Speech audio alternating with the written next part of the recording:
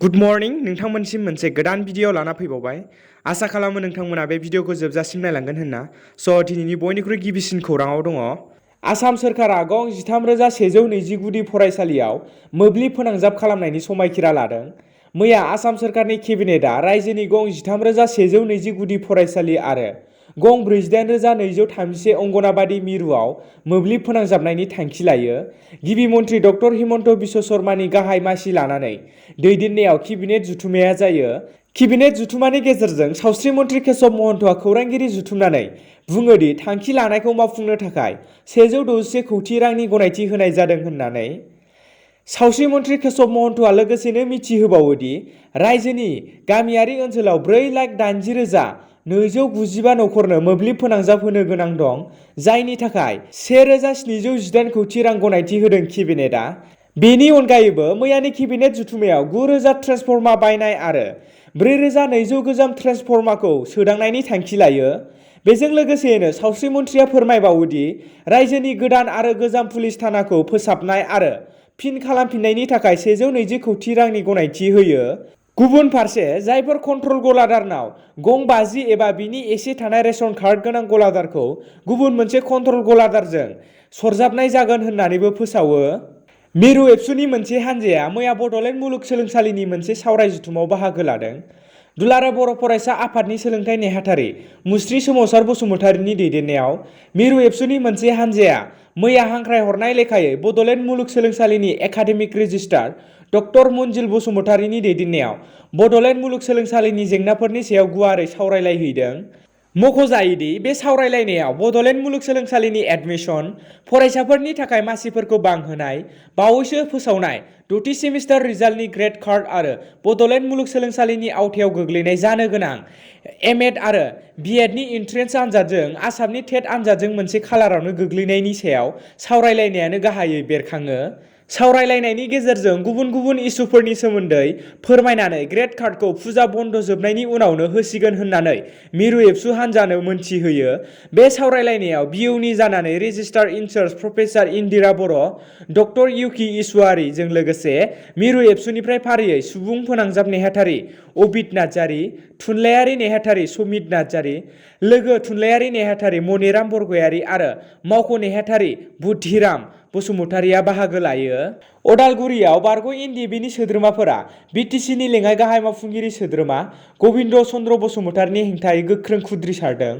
गबिन्द चन्द्र बसुमतारिनि मुसुखा सावनानै गबिन्द चन्द्र बसुमतारि गो बेक, गबिन्द चन्द्र बसुमतारि मुर्दाबाद बायदि स्लगान होनानै उदालगुरि दुर्गा मन्दप लांगोनायाव गोख्रों खुद्रिसारनायखौ नुनो मोन्दों।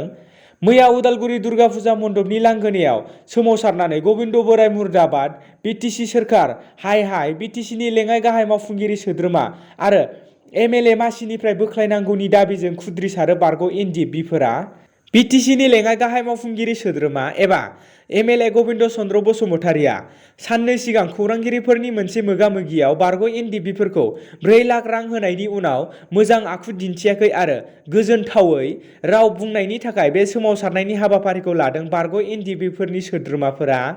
10 बोसोरनि उनाव असमिया, बर', राभा, सा जनजाति रावबो थानाय नङा जुदि खौसे जाया। बे बाथ्राखौ बुंदों आसामनि गिबि मन्थ्रि डक्टर हिमन्त बिश्व शर्माया। आसामनि बिधान सभा उफ्रा बिसायख'थिया जेसेबांनो खाथि सौफैदों एसेबांनो राजखान्थि दोलोफोरखौ बोलो फोरानाय नुनो मोन्दों।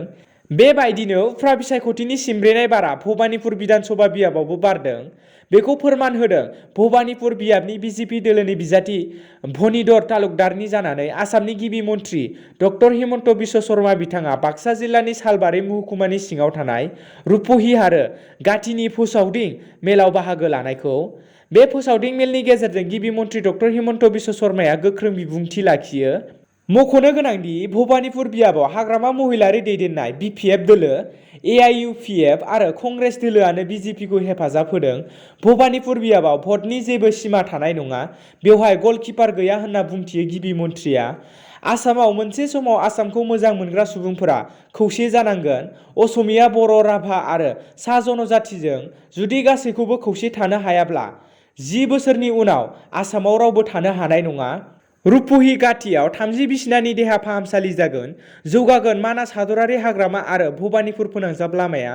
बे बाथ्राखौ बुंदों आसामनि गाहाय मन्थ्रि डक्टर हिमन्त बिश्व शर्मा बिथाङा। बिजिरसालिया शाहरुख खाननि फिसाज्ला आर्यान खाननि जामिन होनायखौ फिन नेवसिबावबाय। जुनिया खौरां मोननाय बायदियै मुम्बाइ जुनिया बिजिरसालिया बुधबारखालि आर्यान खाननि जामिननि आर'जखौ नासयो। बिजिरसालिया ड्राग्सनि केसनि सायाव गावनि बिजिरनायखौ खोनासंहोनानै शाहरुख खाननि फिसाज्लानि जामिननि आर'जखौ नासयो। बिनि अनगायैबो आर्यान खानजों लोगोसे 3 अक्ट'बराव हमजानाय आरबाज मार्चेन्ट आरो मुनमुन धमेचामोननि जामिनखौ बिजिरसालिया नासयो। ड्राग्स केसनि थाखाय हमजानाय आर्यान खाननि जामिन बिलाइया थांनाय गोबाव समनिफ्रायनो इयुन साननि थाखाय फावसायनाय जादोंमोन। साननानै लादोंमोन दि बुधबारखालि आर्यान खानआ जामिन मोनगोन होननानै, नाथाय बिनि साननायाव बिजिरसालिया दै लुनानै होयो।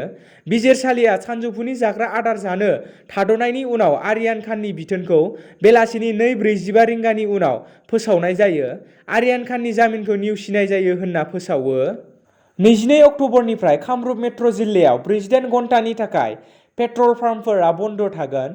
थाव फालांगियारि कम्पानिफोरजों सोलिबाय थानाय होनो गोनां दाहारनि बागै नांलायनायनि जाहोनाव north east India petroleum dealer एस'सिएशनआ 22 अक्ट'बर मोनाबिलिनि 6 रिंगानिफ्राय कामरुप मेट्र' जिल्लायाव पेट्रल पाम्पफोरखौ बन्द लाखिगोन होननानै फोसावदों।